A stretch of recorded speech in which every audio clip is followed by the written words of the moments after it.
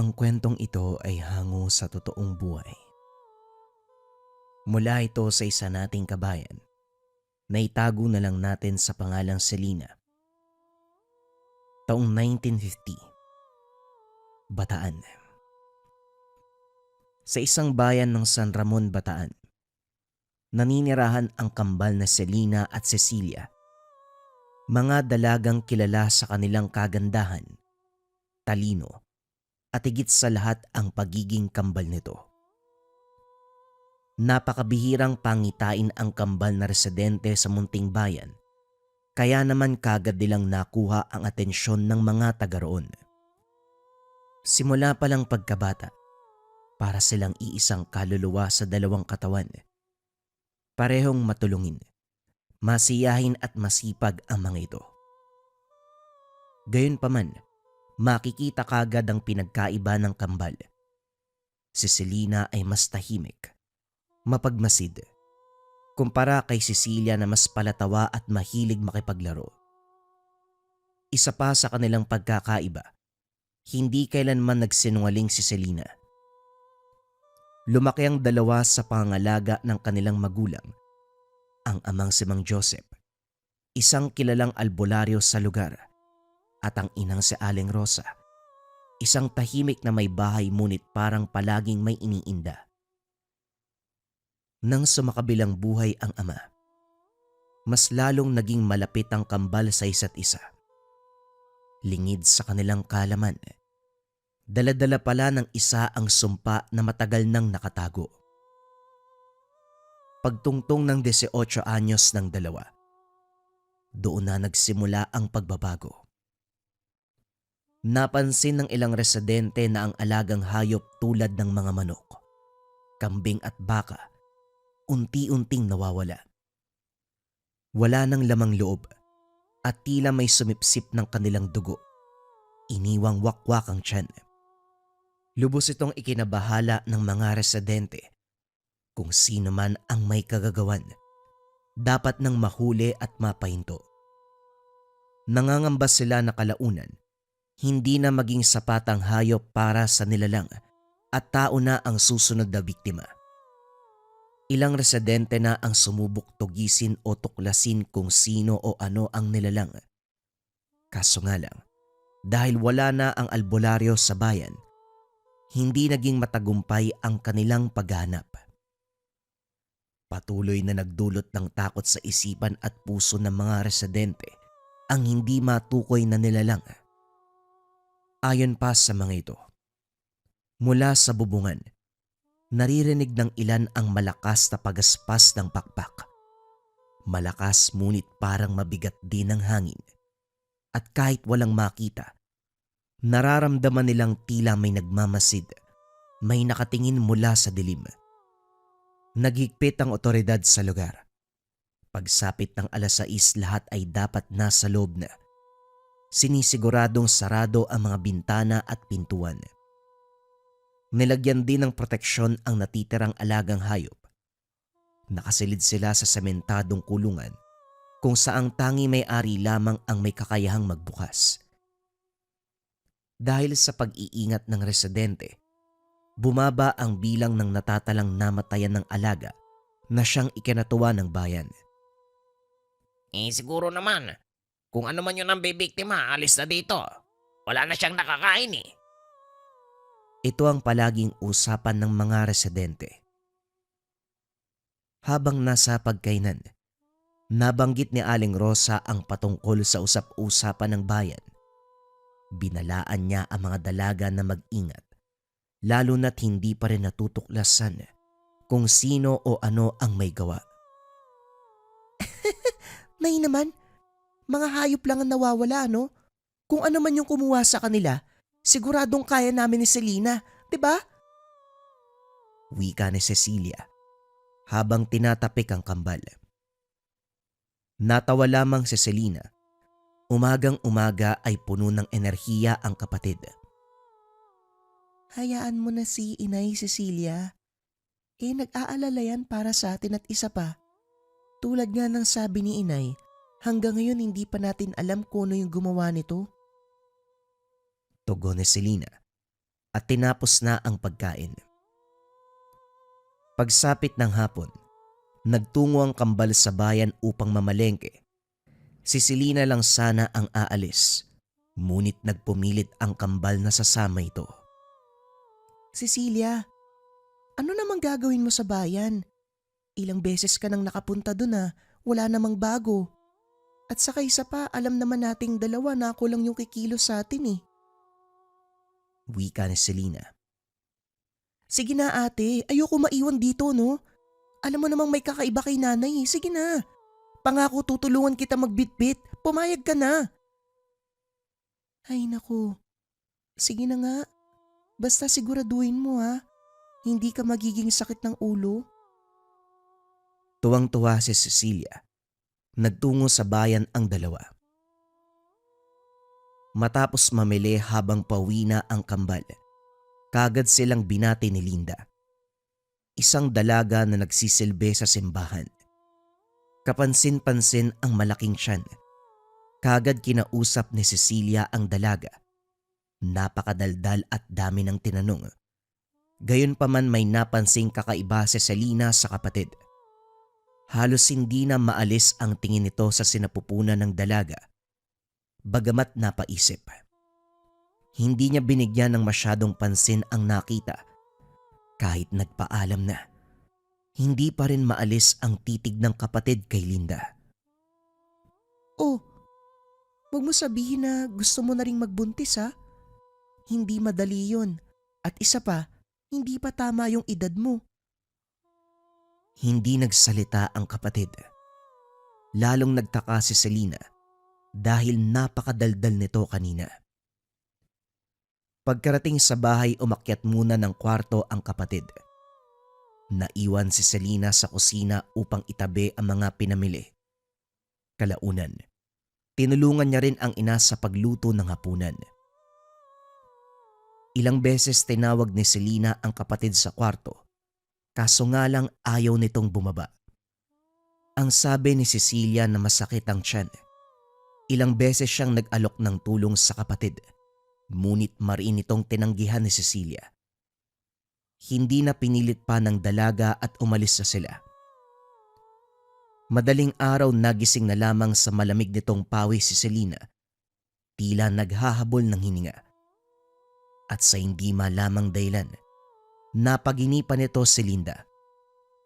Bagamat hindi malinaw, nakasisiguro ang dalaga na hindi maganda ang nangyari sa panaginip. Gayunpaman muling natulog ang dalaga. Kinabukasan nagulantang ang lahat. Ang takot na dating naramdaman ng mga residente, tila dumoble nang malamang merong namatay sa bayan. Hindi sana ito masyadong bibigyan ng pansin, kaso nga lang ang itsura ng bangkay nagdala ng kilabot sa puso at isipan ng mamamayan. Isang babae ang natagpuan sa may likod ng simbahan. Putol ang kanang kamay, wakwak ang tiyan, at halos hindi na mamukaan. Inisa-isa ng pare ang mga naninilbihan sa simbahan. Nalaman na si Linda ang nawawala. Napaluhod na lamang sa hinagpisang asawa nito. Humagulgol sa pag-iyak. Usap-usapan sa bayan na maaaring nakita ng aswang si Linda. Napagkainteresan dahil buntis. Lalong naghigpit ang bawat residente. Tila nagkaroon na rin ng lamat ang dating samahan ng bawat magkakapit-bahay. Nag-iingat ang mga ito dahil baka isa sa kanila ang salarin. Nagpatuloy ang mga panaginip ni Selena na parang naging pangitain na sa kanya. Gusto sana nitong sabihan ng pamilya tungkol sa mga pangyayari. Ngunit sa hindi malamang dahilan, pakiramdam ng dalaga na mas mabuting wag muna itong gawin. Kaliwat kanan na ang mga dalagang namamatay. Tila may matalas na pakiramdam ang aswang na malaman kagad kung sino ang nagdadalang tao kahit hindi pa malaki ang tiyan nito. Sa paglipas ng araw, napansin ni Selena na hindi lamang nakakaapekto sa tulog niya ang pangyayari tuwing bagong may mamamatay. Nagkakaroon ito ng mga pantal, pagsusuka, at tila may kirot sa dibdib na hindi mapaliwanag. Nais niya sanang kausapin si Cecilia, kaso nga lang ayaw niyang maapektuhan ang kapatid. Gusto niyang maging masayahin ang kapatid kahit napakahirap itago ng karamdaman. Isang araw, lumabas muna si Cecilia kasama ang ibang kaklase. Nagsabi namang babalik ang mga ito bago mag-alas 6 ng gabi. Habang naglilinis ng lumang bodega si Selena, natagpuan nito ang isang lumang baul na parang pagmamay-ari pa ng ama. Hindi niya napigilang maluwa dahil malapit silang dalawa. Nakita nito ang mga lumang larawan kung saan masaya at kompleto sila.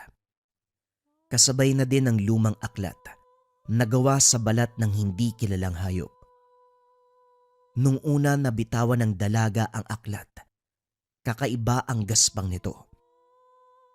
Gayunpaman, nanaig ang kuryosidad ni Selena kaya't muli niya itong kinuha. Sa loob, may sulat kamay ng mga orasyon at tala. Habang sinusuri, isang pahina ang nakaagaw ng pansin. Ang sumpa ng laman, maaaring maipasa.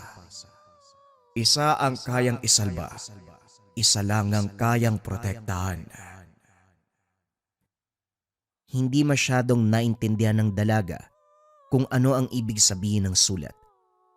Ngunit habang tinitignan pa ang laman ng baul, isang maliit na boteng tila may langis sa loob ang natagpuan. Sa labas ay may lagdang iniwan ang ama. Meron itong orasyon at ayon sa nakasulat, kailangan maipahid o mapainom ito sa aswang. Ito lang ang tanging paraan upang mamatay ito. Dali-daling pinuntahan ni Selena ang ina upang magbigay linaw sa mga katanungan sa isipan. Hindi niya inasahan ang naging reaksyon ng ina. Paulit-ulit nangingi ng paumanhin at halos mapalod sa kakaiyak. Doon niya nalaman, may lahing aswang noon ng ina.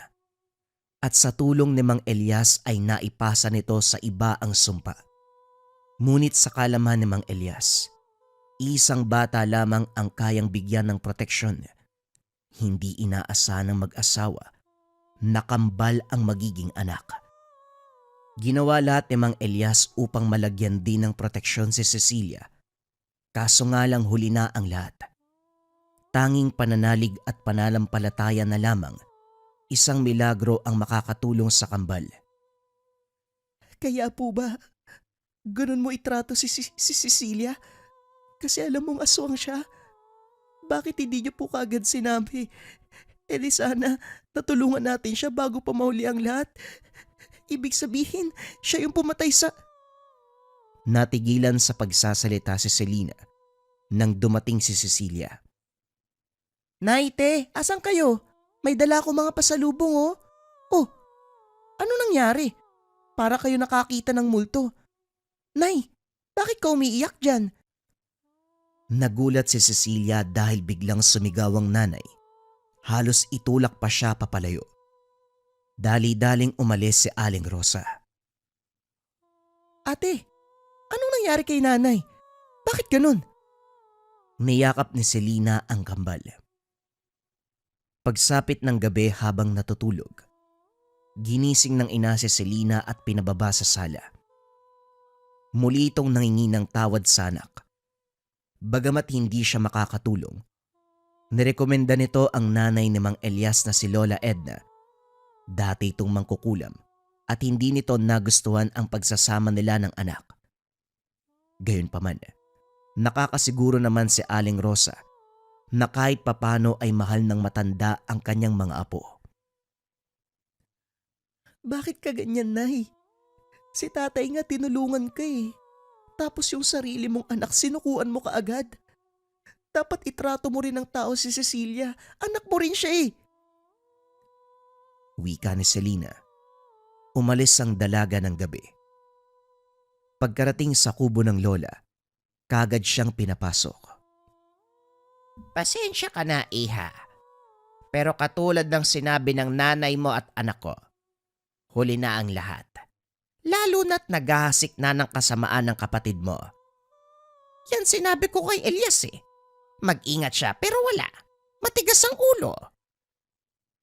Wika ni Lola Edna. Pero bakit naman po si nanay? Natanggal sa kanya yung sumpa. Dahil nga sinumpa lang ang nanay mo, pwedeng ipasa sa iba. Pero ang kapatid mo, nasa dugo niya mismo ang pagiging aswang. Ibig niyo po bang sabihin, kung ano si Cecilia ngayon, ganon din ang kakantungan ko? Hindi apo. Isa lang ang kayang protektahan ng tatay mo, kaya hindi ka nadamay. At yang langis na yan, yang dala mo ang susi upang mabigyan ng katarungan ang mga babaeng walang awang pinapatay ng kapatid mo. At para matigil na rin ang kalbaryong ginawa niya, isang patak lang ng langis na yan sa dugo ng kapatid mo. Yun lang ang kailangan, iha. Teka, paano ko po gagawin yun? Kapatid ko po yun eh. Nasa kamay mo ang solusyon. Alam kong mahirap pero tandaan mo. Ngayong alam mo na ang lahat. Bawat biktima ng kapatid mo noon, hindi mabibigyan ng hustisya. Lahat sila ay may pamilyang naiwan. Dadami pa sila kung hindi mo pipigilan. Ito ang huling wika ni Lola Edna. Umuwi na ang dalaga. Sa kanyang isipan, paulit-ulit bumabalik ang mga sinabi ng matanda. Madaling araw na nang umalis ito. Ngunit ganun pa man, madilim ang paligid. Bagamat labag sa kalooban, alam nitong kailangang gawin ang nararapat kahit sariling kadugo pa ang kailangang patayin. Kahit puyat, kagad nitong pinuntahan sa silid ng kapatid. Dahan-dahang binuksan ang kumot. Nakahanda na ang langis upang ibuhos sa sugat ni Cecilia. Kaso nga lang laking gulat nito nang makitang unan lamang ang nasa ilalim ng talukbong. Lumabas si Selena upang subukang hanapin ang kapatid. Kaso nga lang laking gulat niya dahil maraming tao sa labas. Akala ng dalaga nalaman ng taong bayan na ang kambal nito ang aswang. Pero ang dahilan kung bakit sila nasa labas, nawawala ang anak ng kapitan. Nagtulong-tulong ang mga kababaryo upang hanapin sila. Sabay buhos pa ng ulan, nahirapan silang hanapin ang dalaga. Lumihis ng landas sa grupo si Selena. Panalangin nito na sana makita muna ang kapatid bago pa malaman ng mga residente ang katotohanan. Walang buwan, walang mga bituin. Kahit madilim ang paligid, nararamdaman ni Selena ang presensya ng kapatid. Sa liblib at itaas na bahagi ng bundok, doon niya natagpuan si Cecilia. Kaagad niya itong sinundan ng pumasok sa kuweba.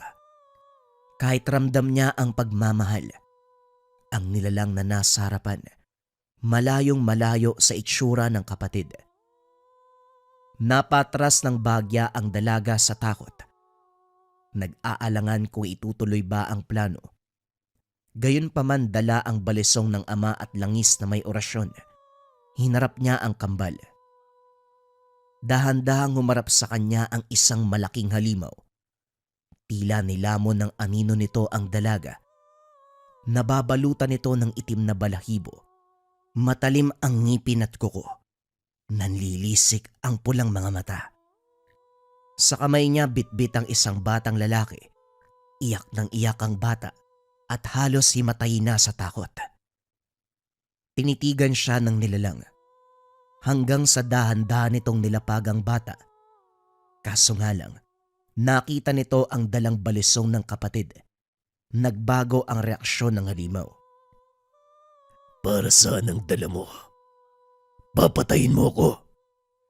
Mabilis ang kilos ni Cecilia. Binuka ang bibig at akmang kakagatin na ang bata.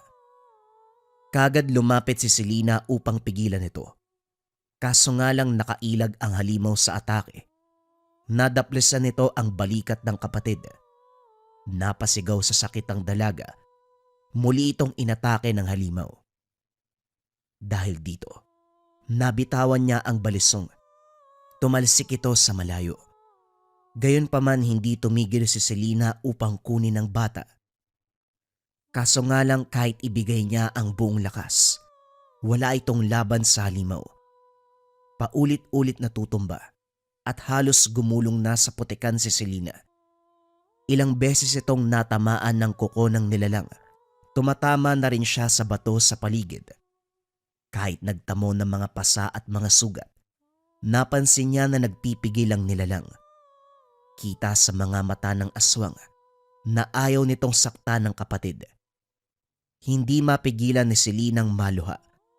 Ayaw din niyang kalabanin ang kapatid. Kaso nga lang maraming mamamatay kung patuloy na mabubuhay si Cecilia. At dahil hindi pa rin nagpapaawat si Selena, pumikit na lamang ang nilalang. Tila ayaw nitong makita ang susunod na gagawin. Sumugod siya.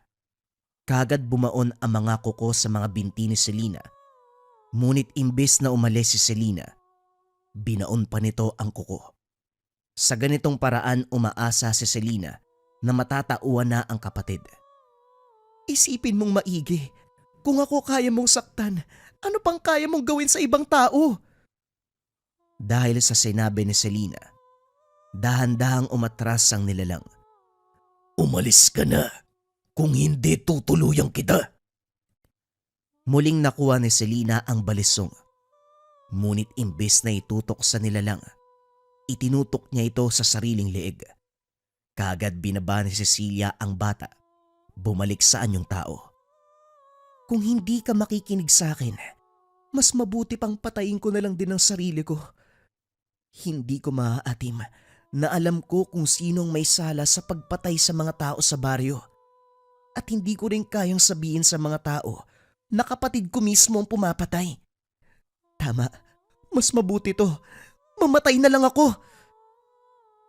Dito na tuluyang nanghina si Cecilia. Nakuha na ang loob ng aswang. Pumayag ito sa gustong mangyari ni Selena. Susubukang ipagamot ang kanyang sarili.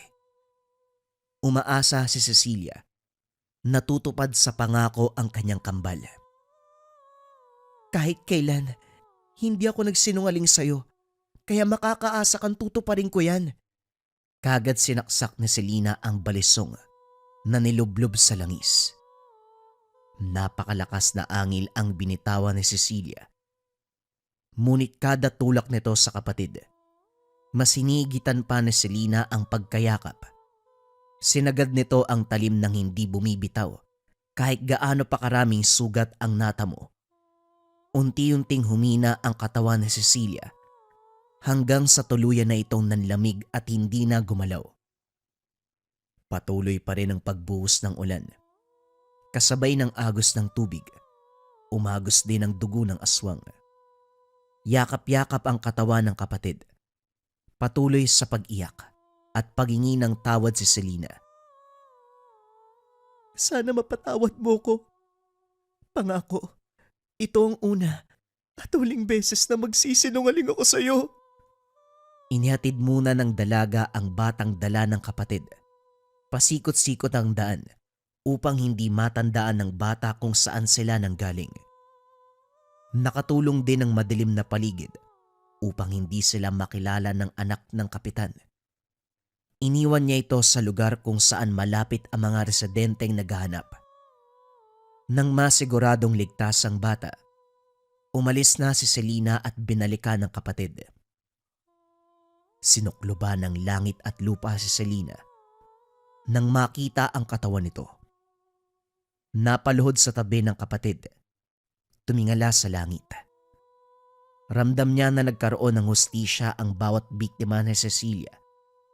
Nawala na rin ang pangamba na may susunod pang biktima. Gayunpaman, hindi niya kayang mabuhay sa bigat ng nagawa. Kinuha niya ang natitirang langis. Isinawsaw dito ang balisong ng ama. Ipinikit ang mga mata. Itinapat sa sarili. Kung hindi kita kayang iligtas, sasama na lang din ako sa'yo. Dugo ng dalawa ang umagos, kasabay ng ulan ng gabing yun.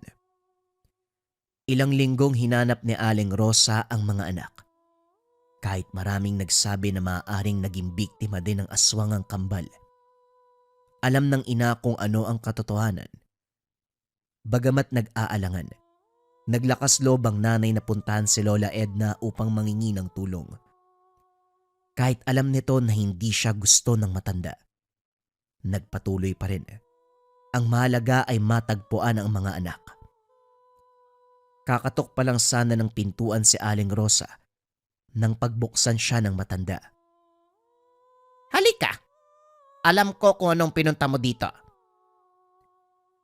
Dinala ni Lola Edna ang ina sa kinaroroonan ng 2 dalaga.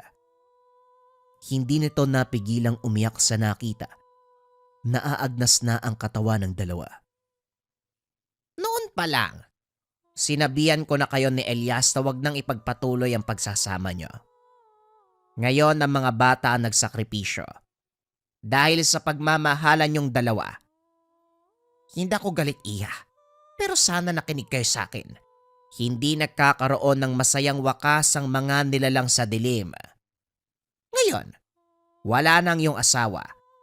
Wala na rin ang iyong mga anak. Gamitin mo na lang ang natitirang oras mo sa mundo upang gumawa ng kabutihan. Ipaalam mo sa bayan ng sakripisyo at pagmamahal ng mga anak mo. Upang manatili ang magandang imahe ng mga anak. Walang pinagsabihan si Aling Rosa patungkol sa pangyayari. Katulad ng payo ng matanda, ginamit ni Aling Rosa ang panahon upang gumawa ng kabutihan sa bayan. Ibinuhos niya ang buhay upang tumulong, magbigay gabay at turuan ang taong bayan kung paanong proteksyonan ang sarili sa iba't ibang uri ng elemento at nilalang. Bagamat nagsisisi pa rin ito, na hindi man lang niya naparamdam ang pagmamahal sa mga anak lalo na kay Cecilia, bumawi na lamang siya sa mga naging biktima ng anak nito. Ilang taon nang lumipas, isang matandang babae ang nagbabahagi ng istorya sa mga bata tuwing gabi. Sa gitna daw ng kagubatan ng bataan, may 2 punong kahoy na tila magkahawak ang ugat.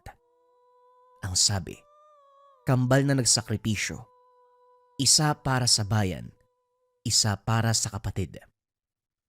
Simula noon, tuwing may kabilugan ng buwan, nagdarasal ang mga taga San Ramon sa tulong ni Aling Rosa. Wala ng aswang, wala ng mga biktima, ngunit hindi malilimutan ang alamat ng kambal, ang 2 taong nagsakripisyo dahil sa maling pagmamahalan at para sa kapakanan ng mga taga-baryo. Bagong kwento pa rin ang kasunod mga kabayan. Ito ay istorya patungkol sa gayuma ng engkanto. Simulan na ang kwento. Ang kwentong ito ay hango sa totoong buhay. Mula ito sa isa nating kabayan. Naitago na lamang natin sa pangalang Mando. Taong 2001. Siquijor. Nagsimula ang lahat nang may nakapagsabi kay Mando tungkol sa pangangaliwa ng asawa. Nag-ibang bayan ito upang magtrabaho pero batay sa sumbong ng kakilala, may kinakasamang lalaki. Ayaw maniwala dahil umuuwi naman ito sa takdang araw at maraming pasalubong. Malaki rin ang perang naipon at sasakto sa halaga ng sahod. Walang kahinahinala dahil nagpapalambing pa rin sa kanya. Ang kwento ay puro tungkol sa trabaho. Panay din ang reklamo nito na minsan walang pahinga sa walang tigil na paglalabada. Nagsisilbi bilang katulong sa mayamang pamilya. Lahat ng gawain ay siya ang bukod tanging kumikilos. Mula sa pagbabantay ng mga bata hanggang sa paglalaban ng mga damit. Babae ang amo, kaya duda siya na meron itong lalaki. Isa pa, subdivision, at lahat ng nakatira ay abala sa trabaho at negosyo. Mahal ang bait ng amo ko. Ang sabi ni Ma'am Sonia, kung magtatagal ako sa kanya ng 3 taon, tataasan yung sahod ko eh. At kapag aabot ng 10 taon, siya nang sasagot sa pagpapagawa ng bahay natin. Nabahagi ko sa kanya yung buhay natin eh. Naawa, kaya ayun, binigyan ako ng kondisyon. Nakakapagod ang trabaho pero kung tutuparin niya ang pangako, titisin ko yun ha. Wika ni Irene. Mabuti naman kung ganon. Pero kung hindi mo kaya, huwag pipilitin. Unahin mo pa rin ang sarili. Mapag-iipunan din natin ang pagpapagawa ng bahay. At isa pa, walang balak si Tatay Jojo na paalisin tayo. Kaya hindi kailangan magmadali. Wika ni Mando. Pero mas mainam na meron tayong sariling bahay para magagawa natin ang lahat ng gusto. Nakakaya na rin kay Tatay Jojo eh. Kung tutuusin, dapat bumukod tayo kasi mag-asawa tayo. Kung ako lang naman, dito na ako sa tahanang to. Walang problema kay Tatay Jojo. Kasi gusto niya rin may kasama eh. Pero kung nais mo namang bumukod, wala pa ring problema. Pagdating ng araw, kapag may sapat ng ipon, ipapatayo natin ang bahay na gusto mo. Tugon ni Mando sa asawa. Gumanti ito ng ngiti at yumakap sa kanya. Sabay nang nagpahinga dahil meron pang maagang lakad. Kinabukasan nagulat na lamang si Mando dahil wala na sa tabi si Irene pagkagising. Hinanap sa loob ng tahanan pero hindi magilap. Wala din sa labas. Nagtatakang lumapit si Tatay Jojo. Kung makahanap ka naman parang nilayasan ka ng asawa mo. Sandali. May hindi pa kayo pagkakaunawaan. Maaga yung umalis Nagmumug nga lang tapos lumabas na Ano nangyari? Bakit nyo naman po nasasabi ang ganyan? Maayos naman po ang pagsasama namin ni Irene. Hinuwa ko lang naman batay sa kilos ng babae. Kanina kasi nagmamadali. Mabilisan ang kilos na parang may hinahabol na oras. Hindi ko nga alam kung napansin niya magkaibang pares ng bakya yung sinuot. Daliri pa ang ginamit sa pagsuklay ng buhok. Baka tama ang sinabi ni Nestor. Merong palihim na kinikita yung asawa mo. Napabuntong hininga si Mando. Pilit pinigilan ang inis. Tatay Jojo naman, mabuti pang atupagin nyo na lamang ang gawain nyo. Alis lang po ako. Huwag nyo na rin po akong intayin kasi baka matatagalan ako sa pag-uwi. Saan ka ba pupunta? Huwag mo sabihing habulin mo si Irene. Mando, hindi ka aso para maghabol Kung ayaw na ng asawa mo sa'yo, huwag mong pilitin. Hindi ka wala ng babaeng yon. Mahaba pa ang sinabi ng matanda pero hindi na pinakinggan ni Mando. Pagkatapos gumayak, dumiretso sa pag-angkas ng motorsiklo.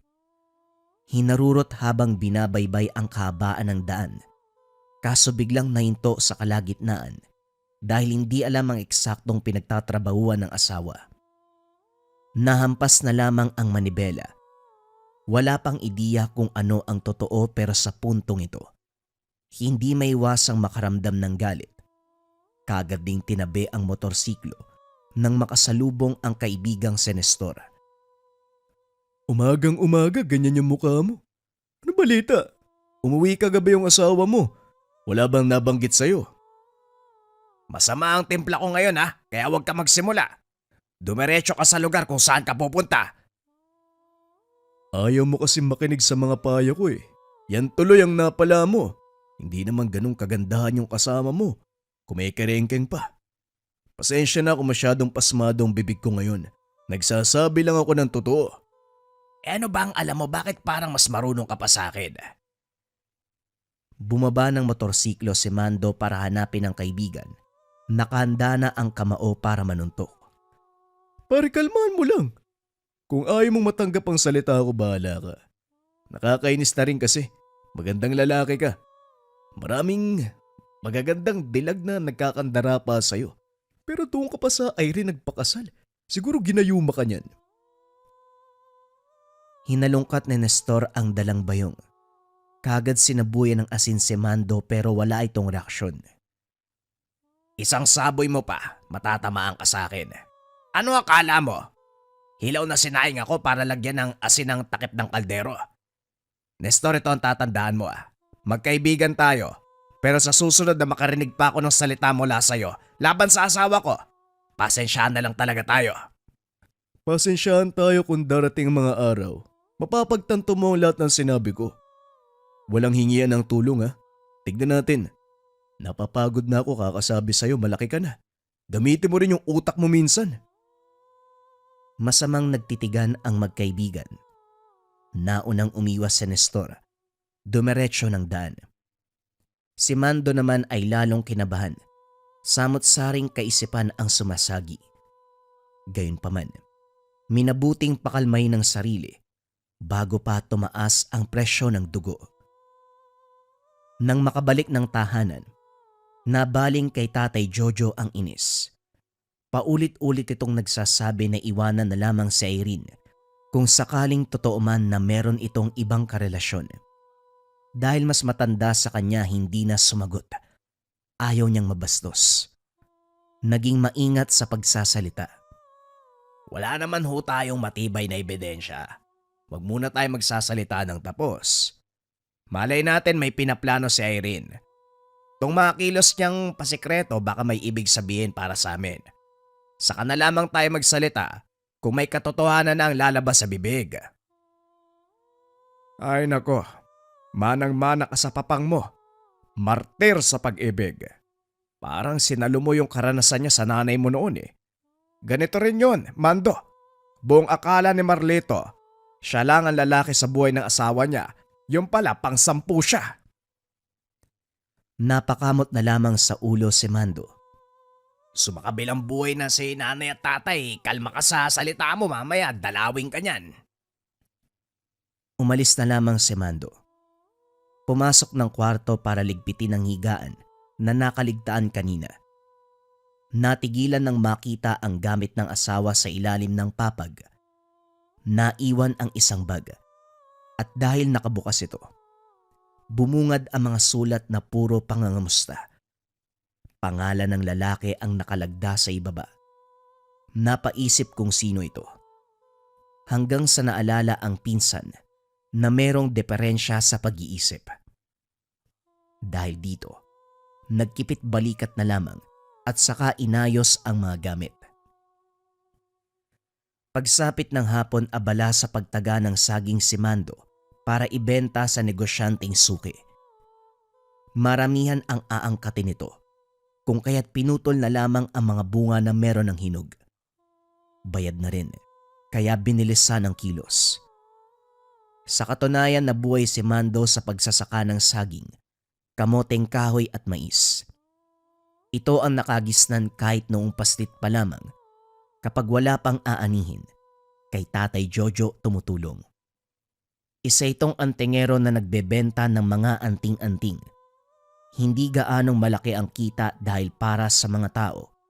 Walang bisa ang gamit na gawa sa tao kumpara sa bigay ng mismong kalikasan.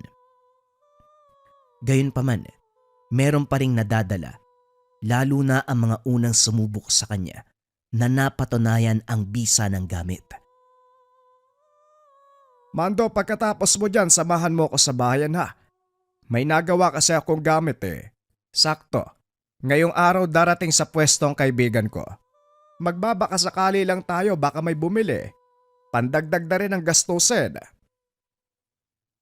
Minadali ni Mando ang pagputol ng mga saging.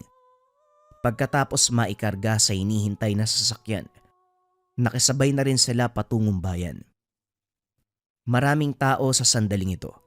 Siksikan sa dagsaan ng mamimili. Pumwesto si Tatay Jojo kung saan direktang makikita ng mga taong mahilig sa anting-anting. Mga medalyon na muling binuhay sa pamamaraan ng pagpapakain ng dasal. Mga balang tanso na nilagyan ng orasyon. Mga orasyong isinulat sa papel, inilapat sa habak. Mga rosaryo na binili sa simbahan, kinargahan ng dasal. Kahit papano merong nagka-interes, may bumili. Meron ding panayang puna at bato ng masamang salita. Hanggang sa napako ang tingin ni Mando sa isang lalaki na kaagad pinulot ang mutya ng linta. Mabusising sinuri ang bawat parte. Manong, magkano po ang isang to? May taglay ba tong gayuma? Wika ng lalaki. Nagulat ang matanda sa tanong. Sa tinagal ng pagtitinda ng anting-anting, ito pa lamang ang unang pagkakataon na makarinig ng ganong klaseng katanungan. Madalas sa inuusisa, kung makakayanan bang protekta ng buhay laban sa banta ng kalaban o hindi kaya swerte sa negosyo. Grabe naman yung tanong mo, Eho. Meron din naman ang mutyang yan. May kusang gayuma. Sigurado ka bang sa ganyang paraan mo gagamitin? Oho, hindi naman sa ibang tao kundi sa asawa ko lang. Kumikerengking kasi sa ibang lalaki. Gagamitan ko nito para bumalik sa akin. Medyo masama pakinggan, pero gusto ko lang bawiin ng nararapat. Ay ganun ba? Desisyon mo yan. Ibibigay ko na lang na mura. Tugon ni Tatay Jojo. Hindi makapaniwala sa mga narinig. Nasundan ito ng tingin ni Mando. Napabuntong hininga nang pumasok sa isip ang sitwasyon kay Irene. May parte sa kanya na nagsasabing gawin din ito para hindi magkatotoo ang sinasabi laban sa asawa. Bumaling sa paninda ni Tatay Jojo pero kagad siyang sinita. Oh, anong iniisip mo, Ber? Huwag mo sabihin gagawin mo rin yung sinabi ng lalaki. Hindi. Tinitignan ko lang kung marami pa. Abutin ata tayo ng hapon dito eh. Pero kung sakali mang gusto mong gawin yan kay Erin, magsabi ka lang para maturuan kita ng tamang pamamaraan. Napailing na lamang si Mando. Ginugol na lamang ang oras sa pagmamasid sa paligid. Sa hindi inaasahan, napatayo si Mando nang masipat sa siksikan ng mga tao ang asawang si Irene. May kasama itong lalaki, pero hindi namukaan dahil nakatalikod. Inaninag ng mabuti. Sa pagiging kabado, nagmamadaling pinuntahan pero nakainga ng ibang tao ang nabutan. Kahubog at kawig lang pala ng asawa. Gayunpaman naging balisa pa rin. Hindi maintindihan ang nararamdaman sa puntong ito. Malakas ang kabog ng dibdib. Balisang balisa. Samot-saring pagdududa ang sumasagi sa isipan. Buntong hininga na lamang para mapakalma ang sarili. Lumapit din siya kay Tatay Jojo para magbigay ng tubig at pagkain. Kumain ka muna para naman mabaling ang atensyon mo sa iba. Masyado kang balisa. Kawig lang ni Irene ang nakita mo pero napapraning ka na. Bakit hindi mo na lang kumprontay ng asawa mo? Huliin mo sa salita para magkaalaman at mapanatag ang kalooban mo. Hindi ang ganyan, binabaliw ka sa ideyang meron siyang iba. Baka nga napapraning lang ako, tay. Tiwala naman ako kay Irene. Hindi niya ako pagtataksilan. Tiwala pero ganyan ang nararamdaman mo. Iho, para magkalinawan, kausapin mo si Irene. Mahirap mabuhay ng may pagdududa. Lalo pat may nakapagsabi na may karelasyon. Si Nestor nga may nasabi rin tungkol sa asawa mo eh. Natahimik si Mando. Ibinaling na lamang ang atensyon sa pagtulong na maibenta ang mga gamit. Swerteng naubos ang lahat ng pakyawi ng isang antingero. Pag-uwi ng tahanan, nagtaka si Mando nang bumungad sa bakuran si Nestor. Seryoso itong sumalubong sa kanya at binalita ang nalalaman. Ayoko na sanang mangialam ha. Pero hindi ko rin mga sikmurang manahimik na lamang. Lalo na tinatraidor yung tinuring kong kaibigan. Mando, hindi ka tulog pero pakiusap gumising ka. Wala na sa'yo yung puso ni Irene, sumama na yun sa ibang lalaki. Kaninang umaga lang, nagtungo ko sa bayan. Nakita ko ang asawa mo. Masayang nakikipaglambingan sa isang lalaki. Doon mismo sa Bayaliwan. Nakaramdam ng galit. Gustong sakta ng kaibigan, pero pumaibabaw ang ideya na baka tama ito. Pwede ba pare, tama na. Napagod ako sa lakad namin ni Tatay Jojo eh. Huwag mo na akong guluhin. Nilagpasan ni Mando si Nestor pero nagpumilit ito. Sa puntong yun, hindi pwedeng baliwalain. Paano kung sabihin ko sa'yo na hindi ordinaryong lalaki ang kalaguyo ng asawa mo? Engkanto yun!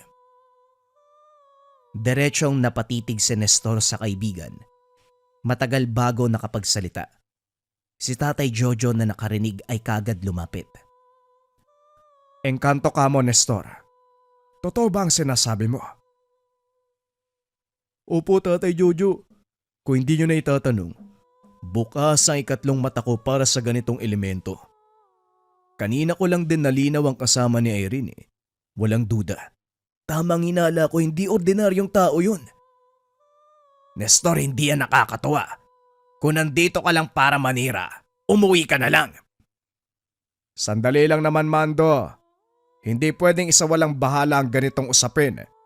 Hindi pangkaraniwan ang kinakasama ng asawa mo. Papayag ka bang mapunta siya sa engkanto? Nestor, saan mo eksaktong nakita si Irene kasamang elemento? Doon po sa bahay Aliwan, sa kabilang bayan. Pumasok ng tahanan si Mando. Nanikip ang dibdib, kasabay ng pagkaramdam ng takot. Hindi na alam kung ano ang iisipin sa mga kaganapan. Nangihina. Wala nang sapat na lakas para harapin ang pangyayari. Gayunpaman alisto si Tatay Jojo. Nakipagkasundo kay Nestor para mapuntahan si Irene. Tumulong naman ito. Walang pagdadalawang isip. Pinuntahan ng subdivision na pinagtatrabahuhan. Naabutan nila si Irene sa likod. Nakaupo sa tumbang puno habang may nakayakap na lalaki. Paglingon, kahit si Tatay Jojo ay kinumpirmang engkanto, dali-daling nagbitaw ng orasyon para hindi matangay ang babae sa paglisan nito. Ngayon lang din napagtanto ni Irene ang tunay na katauhan ng karelasyon nang mismong sa harapan niya. Bigla itong naglaho. Hindi siya nakakilos. Napapatanong sa naganap. Ayaw sana nitong umuwi dahil natatakot sa magiging reaksyon ni Mando. Aminado siyang nagkamali. Nakipagrelasyon sa iba kahit may asawa. Kaso pinilit ni Tatay Jojo at Nestor na bumalik ng tahanan upang makapag-usap sila ng maayos. Nanginginig daw marap. Hindi makatingin. Sa kabilang banda, gustong saktan ni Mando ang asawa dahil sa pagtataksil. Kaso natigilan ng bigla itong humandusay at mangisay. Dali-daling dinaluhan pero huli na dahil nawalan ng malay.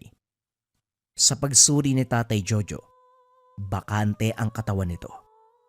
Sa madaling salita, tinangay ng engkanto ang kaluluwa. Alisto naman si Nestor sa paghabol sa engkanto nang makita sa labas. Kaso nga lang pagdating sa kakahuyan, nabagsakan ng malaking sanga kaya nawala ng malay. Si Mando na nakakita, napailing na lamang. Tay, ano po ang gagawin natin? Kinuha ng engkanto ang kaluluwa ng asawa ko. Tapos si Nestor walang malay. Dahil yun sa hayop na yun. Huwag kang matakot. May laban tayo sa elemento pero isa-isahin natin. Kailangang unahin si Nestor bago pa mauli ang lahat sa kanya. Ano bang sinasabi niyo? Wala lang siyang malay.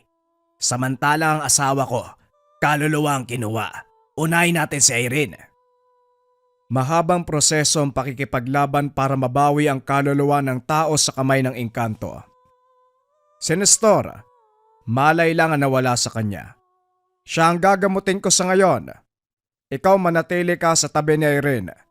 Huwag mong ilayo ang mutyang ito. Tinanggap ni Mando ang mutya. Dali-daling binalingan ng asawa. Palihim na nagdarasal. Nang magkamalay si Nestor, si Irene naman ang inasikaso ni Tatay Jojo. Nagsambit na ng mga orasyon. Marami pa itong inilapat na dasal. Pero kahit anong gawin ay wala pa ring senyales ng kamalayan. Naluluha si Mando habang nakatingin sa katawan ng asawa. Huwag ka munang umiyak, Mando. Hindi pa uli ang lahat. Hindi pa ito ang panahon para panghinaan ka ng kalooban. Simula pa lang ito ng proseso. Pasalamat tayo kay Nestor. Nasabihan tayo kaagad sa kalokohan ng asawa mo. Ay hindi. Hindi masasabi na kalokohan ni Irene. Dahil ang totoo, biktima lamang siya ng engkanto. Mabuti nga rin bukas ang ikatlong mata ng kaibigan mo. Nakita ang kasamaan ng elemento. Napahugot ng hininga si Mando. Hindi makatingin kay Nestor na nakaupo sa kabilang pwesto. Ilang beses niya nang sinabihan pero hindi naniwala. Hindi kasi madaling maniwala sa ganitong usapin eh. Lalo na kung walang matibay na pruweba. Ay nako, huwag na nga natin pag-usapan. Ang atupagin natin kung paano maibabalik ang kaluluwa ni Irene. Naging seryoso at masinsinan ang usapan. Pinangunahan ni Tatay Jojo ang plano. Siya ang may karanasan sa ganitong pangyayari. Ang ginawa, nagbigay ng alay sa engkanto, pampalubag loob upang manlambot at maawa. Hindi pinakitaan ng dahas si Tatay Jojo para maging makatotohanan. Taus-puso ang paghingi ng tawad sa naunang kilos. Nagsusumamo na ibalik sa kanila ang kaluluwa ni Irene. Sa kabilang banda hindi na panatag si Mando. Gumawa na rin ng hakbang para sa kalagayan ng asawa. Hindi sigurado sa gagawin pero determinado. Inalala ang pagriritual ni Tatay Jojo noong panahong may tinulungan. Nagtirik ng nakasinding kandila. Binuklat ang libreta. Ang problema, hindi alam kung aling pahina ang babasahin. At isa pa, hirap sambitin ang nakaukit na salita. Gayunpaman ay sinubukan ng sinubukan. Maigpit ang pagkakahawak sa mutya ng linta. Paulit-ulit na sinambit ang mga kataga hanggang umepekto ang ritual. Nararamdaman ni Mando ang lakas ng engkanto. Dumadampi sa balat ang mainit nitong presensya sa wangis ng hangin. Ilang sandali pa, napasinghap ng bumulong ang boses. Bukod sa hindi maunawaan, tila demonyo dahil ang pagsasalita'y may sumasabay. Gayunpaman, kumbinsido si Mando na tama ang ginawa nang kusang mamatay ang kandila. Ganito rin ang napapanood doon sa pagriritual ni Tatay Jojo. Maraming taon na ang nakalipas. Dali-daling niligpit ang mga gamit bago pa mahuli. Nang makaharap sa kwarto kung saan isinasagawa ni Tatay Jojo ang ritual sa pagbawi ng kaluluwa, palihim din sinasambit sa isipan ni Mando ang mga orasyon na nabasa sa libreta kanina. Sumasabay siya sa pag-uusal ng matanda. Dali-dali ring huminto nang tumingin ito. Nang magsunod-sunod ang reaksyon ni Tatay Jojo, tumigil na lamang dahil naunawa ang naging sagabal ang ginawa niya. Sa kabutiang palad nadaan sa pakiusap ang engkanto. Binalik ang kaluluwa ni Irene, kaso nga lang wala na sa katinuan. Panay ang pagiging tulala. Huwag kang mag-alala. Normal lamang yan sa tao, lalo na kung galing sa ibang mundo. Lilipas din ang kondisyong ito. Diyan na muna kayo. May susuriin lang ako. Parang may nangialam sa mga gamit ko eh. Sinundan ng tingin ni Mando ang matanda. Hinalungkat ang aparador na pinaglagyan ng libreta at mga anting-anting. Maayos naman niyang naibalik ang kinuha kung kaya't hindi na bahala. Pero para kay Tatay Jojo, sigurado itong may nangialam. Dali-daling nag-iwas ng tingin bago siya pinaghinalaan. Dumaan ang mga araw sa kabutiang palad bumuti ang kalagayan ni Irene. Maging ang amo nito sa pinagtatrabuhang subdivision, nagtataka sa mga kilos. May pagkakataon na nakikita itong nagsasalita kahit walang kasama. Napapadalas ang paglabas kahit gabi na. Sa likod tutungo kung saan maraming puno. Nga pala, Nestor. Hindi pa ako nakakapagpasalamat sa'yo. Maraming salamat sa pagligtas mo kay Irene. Kung hindi ka nagpumilit na sabihin sa akin, hanggang ngayon siguro, biktima pa rin ng engkanto ang asawa ko. Pasensya ka na kung hindi ako naniwala kaagad. Wika ni Mando nang mag-abot sila sa taniman. Hanga nga ako sa asawa mo eh. Hindi naman kagandahan pero naibigan pa rin ang elemento. Pasensya ka na pero walang anuman. Kaibigan kasi kita kaya kung may napapansin ako na may kinalaman sa'yo, asahan mong may gagawin ako. Sa pagpapatuloy ng normal na buhay, si Mando naman ang nagtaka sa sarili.